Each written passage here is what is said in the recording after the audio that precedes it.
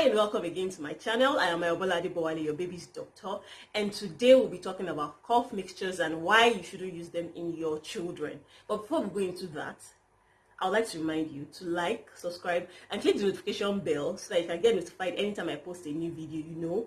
I mean, a premium content like this deserves a premium channel. Did that come out right? All right, let's go to the topic of today, cough mixtures. So before I go into the cough mixtures, I'd like to talk briefly about cough, although this video is not about cough, but let me just give you a background about cough and what it is. So cough is a protective mechanism that your body uses to protect you. So whenever there are irritants in your airway, your body will respond in two ways. You can either cough or sneeze. Now, the idea is that your airway is filled with a lot of nerves, okay? So whenever anything, however minute, you'll be thinking of a big thing. It's actually not big. It can be very small that your eyes cannot see. Once it passes through your airway and irritates the nerves, then your body will respond by either sneezing or coughing. So coughing is actually a protective mechanism that we all have. We should all have it normally. All right, so if you look at yourself, in a day, you would at least cough once. I'm not sure that it's anybody in this world that does not cough once in a day. At least you cough once so that your body can clear out, anything that is stuck in your airway and all that. I won't bore you with the details, pathogenesis, pathophysiology, and all those medical things. All right, so that's what cough is. So it's a protective mechanism. And there are several causes of cough. Like I said, irritation. Once anything is irritating your airway, you can actually cough. The idea of cough is to clear your airway. Other things are like infections. Now in children, viral infections are very important. I'll make a video soon talking about viral infections and how to recognize them. So viral infections are the most common cause of cough in children. So your children will definitely cough. They cough. And there's nothing you can do about it, unfortunately so, because they mingle with a lot of children, and most viral infections are airborne. So yeah, viral and bacterial infections can actually cause cough. Other things like foreign bodies, if your child aspirates a foreign body, granules, peanuts, and all that. That's why we don't advise all those tiny things in children less than 3 years. They can actually aspirate it, can get stuck in the airway, and then of course your body will try to cough. Think about it, when you're eating and then you choke on the food, what happens? You try to cough. The idea of the cough is to push out the foreign body so that you can get better. And another very important cause is allergies. Okay, so hay fever and all those. Yes, that is your body exaggeratingly, is there anything like that?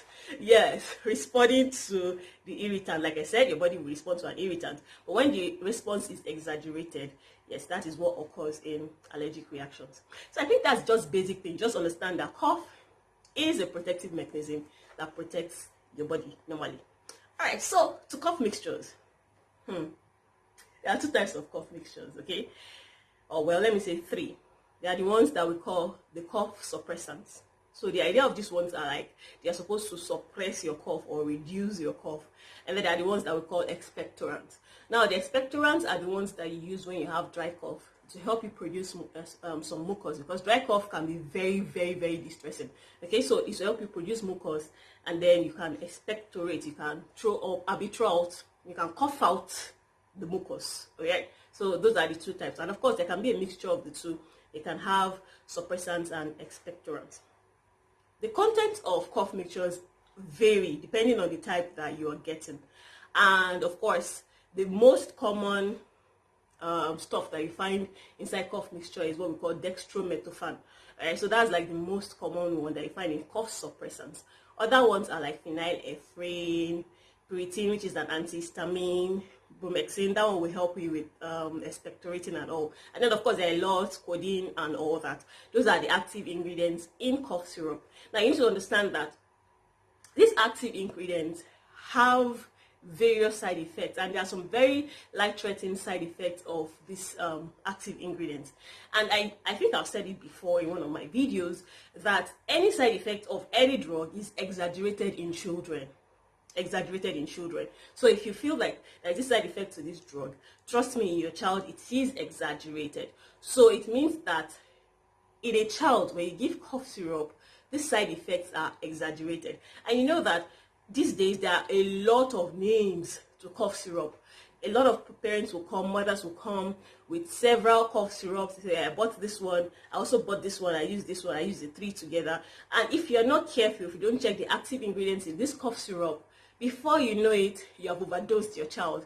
And then, of course, there are several side effects to overdosing, such as hallucination, convulsions, confusion, and a lot more. In fact, death in some cases. And sometimes even in children, especially the younger children, even if they are not overdosed, they can still have terrible side effects such as hallucination and all that to cough syrup. So that is one of the reasons why you should avoid using cough syrup in your children. You can imagine your 2-year-old hallucinating. I can just imagine a 2-year-old hallucinating. I mean, the child is not even comprehensible on a normal day, and you're even just trying to understand what the child is saying. I know what hallucination means now. You're saying something that nobody else is seeing, or hearing something nobody else is hearing, or touching or feeling something nobody else is feeling. So imagine your 2-year-old hallucinating. That would be a funny. Okay, maybe not. Anyway, so those are some of the side effects, and they are serious. So there are some of the side effects that we consider, and we say, okay, please do not use cough syrup in your children. In fact, in a lot of studies that have been said that you should not use cough syrup in children less than 4 years. And these days, I see a lot of cough syrup saying, ideal for children less than 3 months. Ideal, sorry, whatever age is written there, do not use cough syrup for your children. Now, for the second reason, which is the major reason why I do not prescribe cough syrup for children. This I learned from my father, and then I tried to observe it over a period of time, and I've actually seen it happen. Especially expectorants.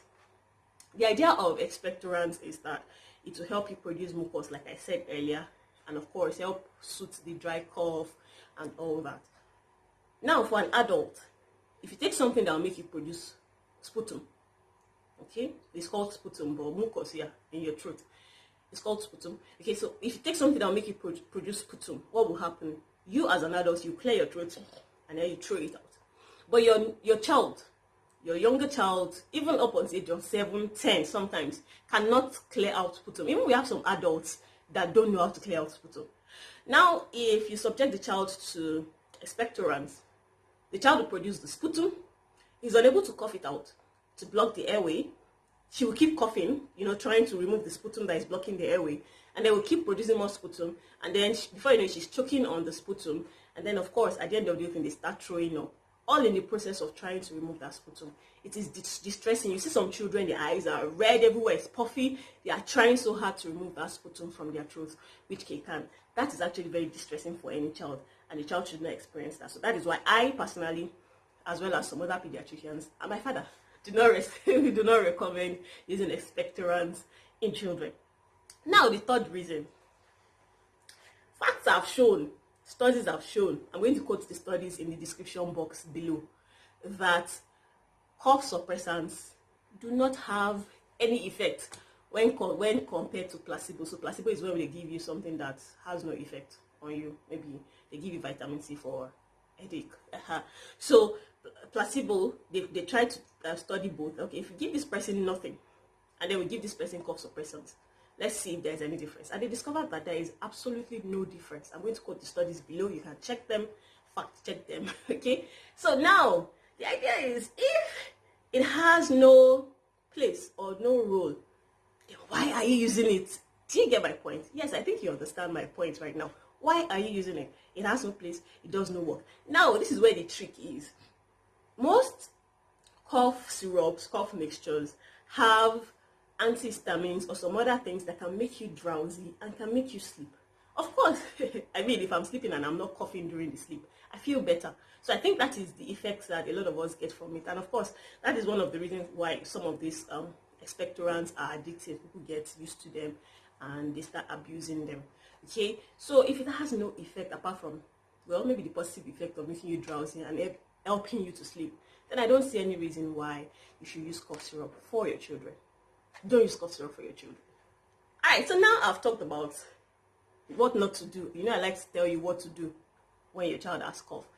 Like I said, in a lot of cases, cough would always have a cause. Something is causing the cough. So you have to treat the cause of the cough. It's like someone that has malaria and has headache, and then you're treating the headache, but you're not treating the malaria. It doesn't make any difference. But once you treat the cause of the cough, it's a viral infection. Well, that's not it.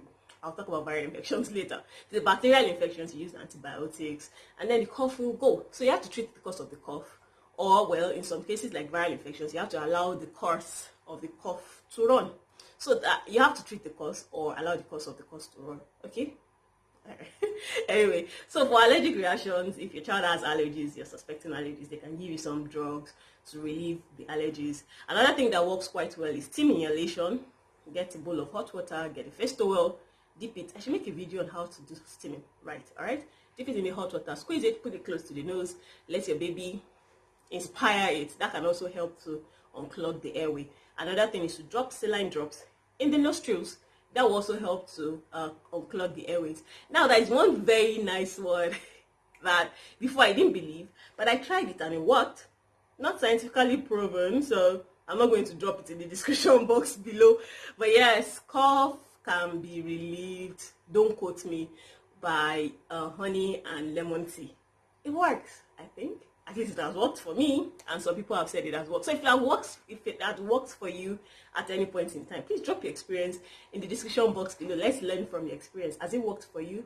Lemon and honey, has that worked for you in relieving your cough? So that is it. Take home today. Do not use, number one, do not use cough syrup in your children. Number two, do not use cough syrup in your children.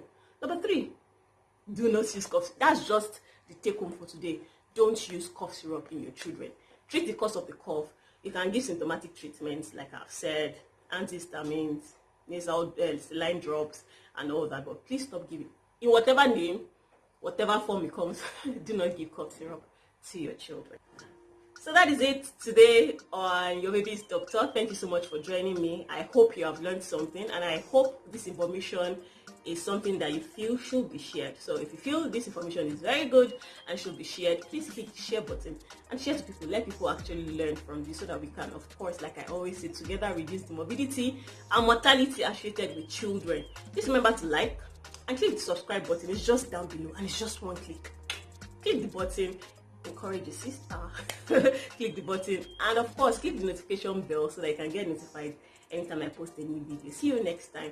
This is me, Ayobala Adibowale, shining light on your child's health and well-being. See you next time. Bye.